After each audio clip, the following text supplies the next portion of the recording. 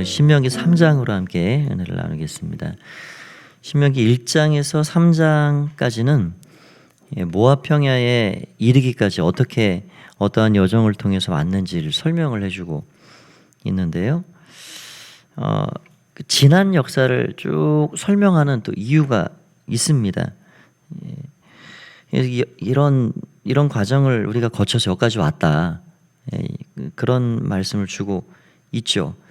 그런데 오늘 이 본문에는 3장 1절에 보면 바산왕 옥과 대항해서 싸운 그런 내용을 말씀해 주고 있습니다. 1절에 우리가 돌이켜 바산으로 올라가매 바산왕 옥이 그의 모든 백성을 거느리고 나와서 우리를 대적하 에드레이에서 싸우고자 하는지라. 이 바산 땅은 매우 비옥한 땅이었습니다. 그래서 결국 이 땅은 므낫세 반지파에게 할당이 된 땅이었는데, 그 르우벤 갓 므낫세 반지파가 왜 동편 땅에서 머무르고자 했는가? 그러니까 르우벤과 갓 지파는 짐승이 가축이 너무 많아가지고 너무 그 땅이 좋으니까 광야만 40년을 돌다가 그 비옥한 땅을 보니까 아, 여기구나, 여기에 가축을 먹여야 되겠구나. 그래서 요청을 해서 그게 받아들여졌죠. 이 옥도 마찬가지입니다. 이 바산 땅, 그 땅도 이 므낫세 반지파에게 주어졌고, 그 땅이 결국 기업으로 그들에게 나가게 되는 것이죠.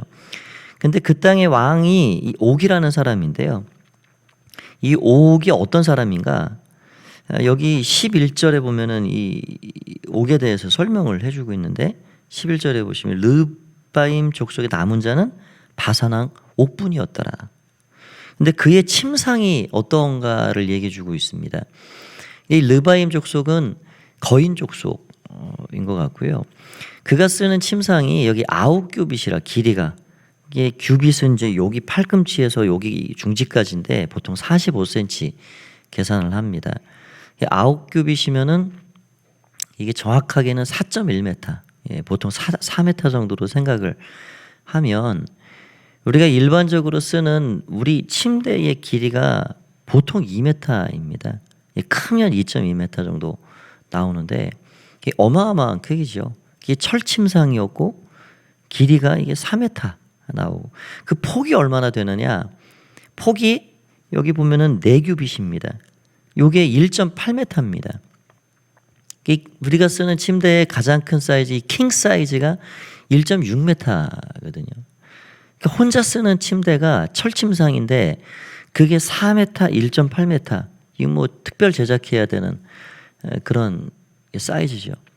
그 어마어마한 거인, 이게 이 과가 골리앗과 사람입니다. 그 르바임 족속의 이 옥이라는 사람이 그냥 보기만 해도 오금이 저리는, 이게 뭐 쉽게 예를 들면 우리나라 이 최영만 같은 사람이 가면 유치원생 같이 이제 그 옆에 세워놓으면 그런 거죠.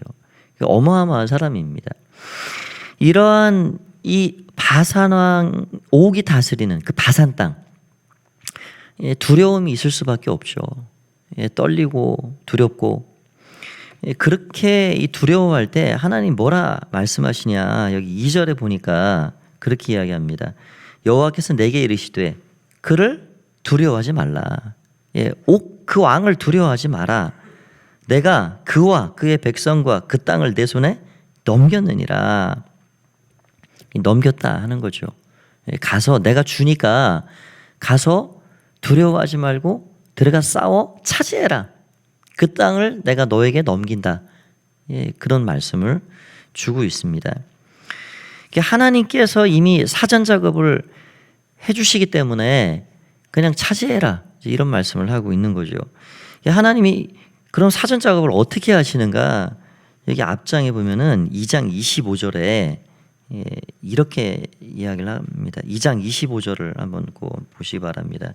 하나님이 사전 작업을 어떻게 하시는가? 오늘부터 내가 천하 만민이 너를 무서워하며 너를 두려워하게 하리니 그들이 내 명성을 듣고 떨며 너로 말미암아 근심하리라 하셨느니라. 그러니까 하나님이 하시는 사전 작업은요, 이런 일들이에요. 제 아무리 강력한 나라와 왕과 그런 민족이라도 하나님께서 미리 찾아가셔서 그들의 간담을 녹여버리는 겁니다. 그러니까 이스라엘 말만 들어도 오금이 저리도록 하나님이 그들은 함께하는 민족이다. 저 어마무시한 애굽 땅을 초토화시키고 40년 전 홍해를 건넜다. 홍해를 그들이 아말렉을 무찌르고 아모리 왕 시온을 쳐부시고 지금 이쪽으로 진격하고 있다. 그러니까 소문만 들어도 그냥 간담이 떨어지도록 그게 하나님이 하시는 일입니다. 그러니까 왜 성도가 기도를 해야 되느냐? 기도할 때 그런 일들을 하나님이 실질적으로 하는 겁니다. 우리는 사실 눈에 보이는 거 그거를 아주 중요하고 그걸 전부인 양 생각하고 살 때가 많지만 우리가 하나님께 우리의 삶을 맡기고 나가면 하나님은 앞서 행하십니다. 앞서 가셔서 영적인 보이지 않는 일들을 하시는 거예요. 때로는 사람들의 마음을 감동시킬 사람은 감동도 시키시고 정말 되지 않을 것처럼 아주 딱딱하고 굳은 사람들의 마음도 녹여주시고 그걸 깨트려 주시고 그런 일들을 하시는 거예요. 저도 그런 경험을 많이 해봅니다. 이건 내 힘으로 도저히 안 될 일이다. 엎드리고 기도하고 때로는 선포하고 그렇게 기도할 때 하나님은 보이지 아니하는 그 큰 손, 그 능력의 손으로 이미 모든 일들을 이렇게 하시는 거예요. 너희 두려워하지 말라. 그 바산왕 옥이 골리앗처럼 그렇게 그 철침상이 어마무시하고 그런 거인이지만 그거 두려워할 거 없다. 내가 가서 그 간담을 떨어뜨린다. 너희 때문에 두려워 벌벌 떨고 있다. 그 이빨 빠진 호랑이에 불과해. 그 하루 강아지야. 두려워하지 말고 들어가 차지해. 그게 하나님의 말씀입니다. 그러니까 이런 말씀들을 우리가 그래서 말씀을 붙잡고 기도하는 게 성도에게 생명이에요. 이 바산왕 옥처럼 어마한 산이 우리 앞에 가로놓일 때 이건 도저히 상대가 안 되겠구나. 이건 내 힘으로 어떻게 할 방법이 없구나. 산 같죠. 이건 넘기 어렵다 생각할 때 하나님 앞에 엎드리고 기도하고 믿음으로 선포하고 여러분 우리가 기도할 때 예수님의 이름으로 기도하죠. 그 예수님의 이름은요 모든 악한 권세를 짓밟는 권세, 사탄의 권세를 깨트리는 능력의 이름, 승리의 이름입니다. 그 이름에 힘이 있기 때문에 우리에게 힘이 있는 거죠. 그 이름을 우리가 선포하고 기도할 때 하나님께서 이런 사전 작업들을 행하신다. 우리가 그 믿음을 가지고 하나님 앞에 기도하는 것입니다. 그 좋은 예가 이스라엘 백성들이 광야에 막 들어서자마자 출애굽기 17장에 보면은 아말렉이라는 사람, 이 민족과 탁 맞부딪혔죠. 첫 전쟁입니다. 그때 모세는 산에 올라가서 손 들고 기도하고, 아론과 우리 옆에서 붙잡아줘가지고 기도하고, 실질적으로 이 칼 휘두르는 사람은 여호수아거든요. 근데 그 사전 이 보이지 않는 이 영적인 작업들을 누가 하고 있냐? 모세가 하고 있는 거죠. 하나님이 하고 계신 겁니다. 그래서 이 기도는요, 우리 삶의 성패를 좌우하게 됩니다. 그래서 늘 하나님께 맡기고 기도하는 삶을 사는 게 중요하다 할 수가 있는 거죠. 또 한 가지 생각할 거는 하나님은 상황에 따라서 이 다른 지침을 주셨다 하는 것을 알게 됩니다. 하나님은 우리가 앞서 이렇게 살펴봤지만 에돔과 모압과 암몬 이런 족속들은 손끝 하나 건들지 말라. 그들과 싸우지도 말고 그들을 괴롭히지도 말라. 그들은 내 형제의 민족이고 또 내가 그들에게 그 기업을 따로 주었다. 이런 말씀을 합니다. 그런데 아모리 왕 시온, 이 바산왕 옥 이런 땅들은 왕과 그 백성과 그 땅을 내 손에 붙였다. 들어가라. 이런 지침이 다르게 이렇게 나오게 되는 거죠. 어떤 것은 화목하고 어떤 것은 전쟁을 하라 하십니다. 성도의 삶에는 그래서 정확한 분별력이 필요하죠. 그래서 그 정확한 분별력을 바탕으로 해서 어떤 거는 절제하고요. 어떤 거는 용맹스러워야 합니다. 그러니까 우리가 이거 구분하고 분간하기가 때로는 어렵습니다. 내가 누구와 싸워야 되느냐, 내가 무엇과 싸워야 되고 누구와 화친해야 되고 누구와 화평해야 되느냐. 우리가 화평할 대상, 싸워야 할 대상을 명확히 그걸 분별해야 돼요. 거기서부터 어긋나면요, 엉뚱한 사람하고 싸우고 싸워야 할 사람과 화친하고 그런 일들이 있는 거죠. 오늘 하나님은 에돔과 모압과 암몬은 화친해라, 화평해라. 그런데 분별력이 없으면요, 그 화평해야 할 사람들과 에너지를 쏟고 싸우고 그러는 거예요. 여러분, 분명하고 중요한 것은 우리 믿음의 공동체, 우리 교회 안에는요, 싸울 대상은 없습니다. 우리가 사람으로는 싸울 사람은 없는 거예요. 그걸 잘 분별해야 합니다. 그래서 이 첫 번째는 절제가 필요한 거죠. 절제. 그래서 이 감정으로 우리가 움직이지 않도록, 감정을 따라 행하지 않도록. 이 사탄은 항상 우리의 감정을 찌릅니다. 감정을 찔러서 감정을 요동시키죠. 그래서 오늘 우리의 이 삶에 이 성령의 은혜로 이 감정을 잘 다스리는 삶을 살아가야 합니다. 모압과 에돔과 암몬, 사실 이스라엘 사람들이 생각할 땐 기분 나쁘죠. 아니, 돈 내고 양식도 사고 물 사 먹고 아무것도 건드리지 않고 그냥 지나만 가겠다. 그런데도 딱 빗장 걸고 못 간다. 지나가려면 한판 붙자. 이래 나오니까 기분 나쁘잖아요.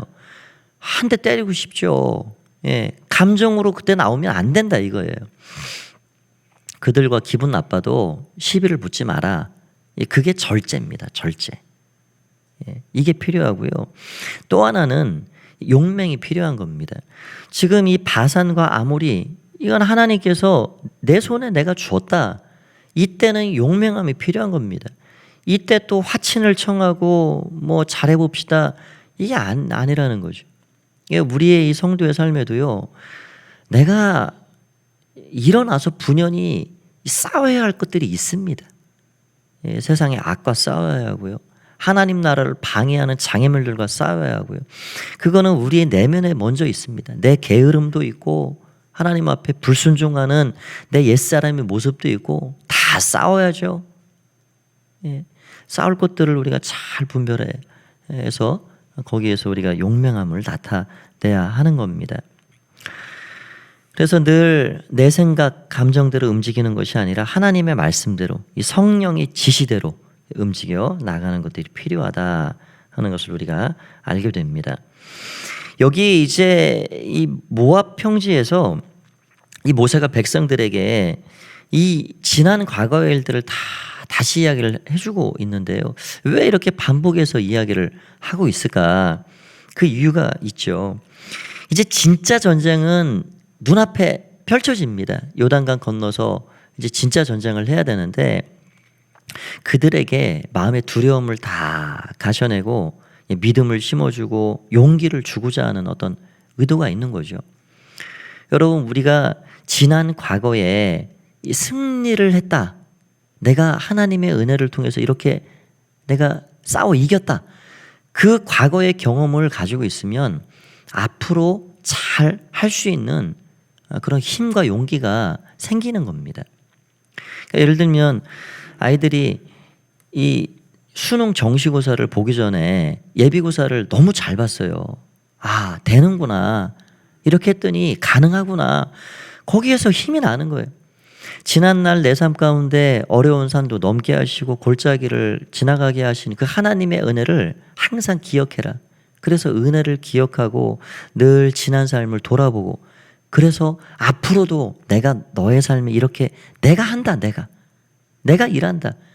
그거를 기억하게끔 모세가 지난날에 하나님이 어떻게 승리를 주셨는지 그거를 반복해서 말씀을 해주고 있는 겁니다.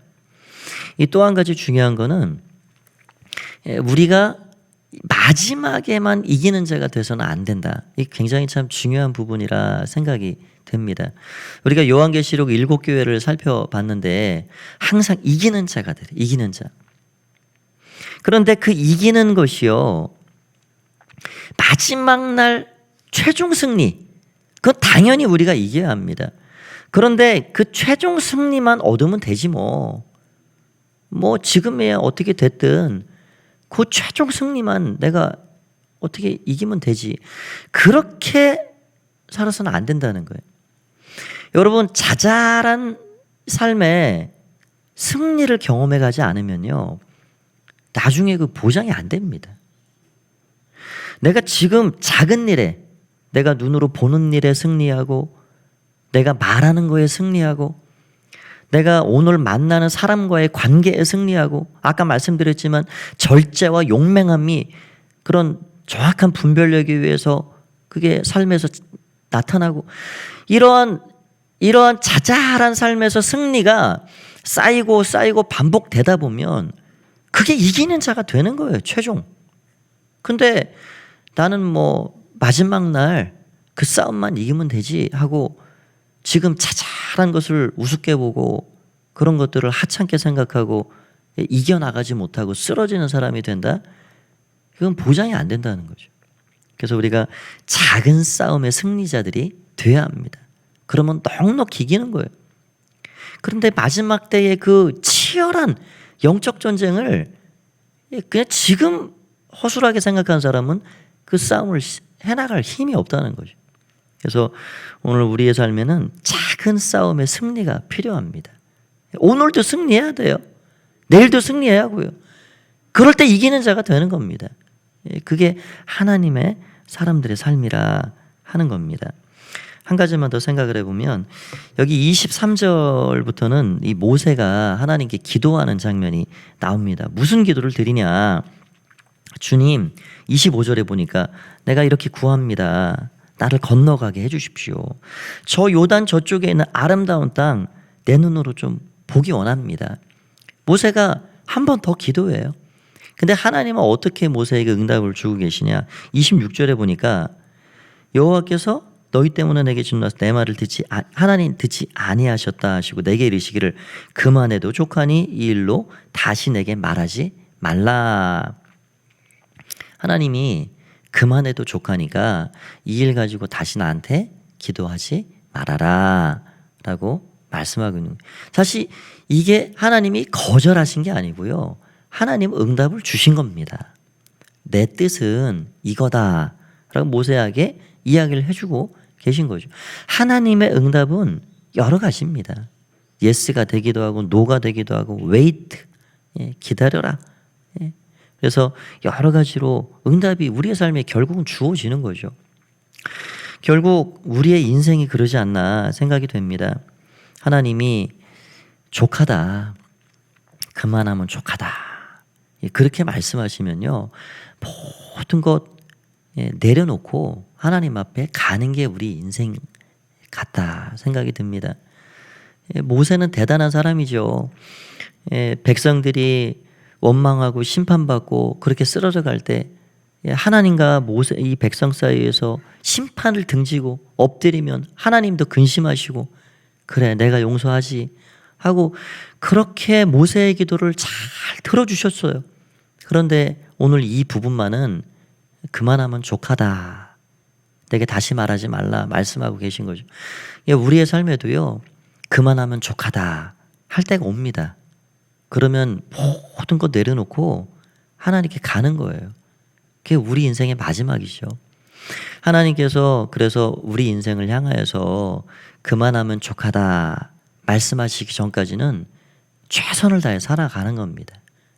그만하면 족하다 할 때가 이를 때까지 우리가 하루하루 믿음으로 승리하고 하나님 앞에 우리에게 주신 사명을 잘 감당하고 나아가야 할 것입니다. 오늘 이런 모세의 삶을 통해서 우리의 삶에도 잘 말씀을 적용하고 오늘도 주님과 동행하는, 오늘 하루도 승리하는 여러분 다 되시기를 말씀을 통해 간절히 축원드립니다. 기도하겠습니다. 하나님, 은혜를 감사합니다. 우리도 모세처럼 열심히 주어진 사명을 잘 감당해서 그만하면 내게 족하다. 정말 너 열심히 살았구나. 나를 바라보고 믿음으로 여기까지 왔구나. 그만하면 족하다. 말씀해 주실 때까지 우리가 한순간도 영적으로 멈추는 자들이 되지 않게 하여 주옵소서. 오늘도 승리하고 내일도 승리하고 작은 것에 승리하고 그럴 때 우리에게 큰 일에 승리를 주시고 결국 이기는 자가 되어서 하나님 나라의 왕 같은 제사장들로 우리가 영원히 살아가게 되는 줄 믿습니다. 바산왕 옥처럼 큰 산이 우리 앞에 다가온다 할지라도 이빨 빠진 호랑이요 하룻강아지라 말씀하시면서 내가 한다 기도해라 말씀하시는 주님의 음성을 오늘도 마음에 담고 갑니다.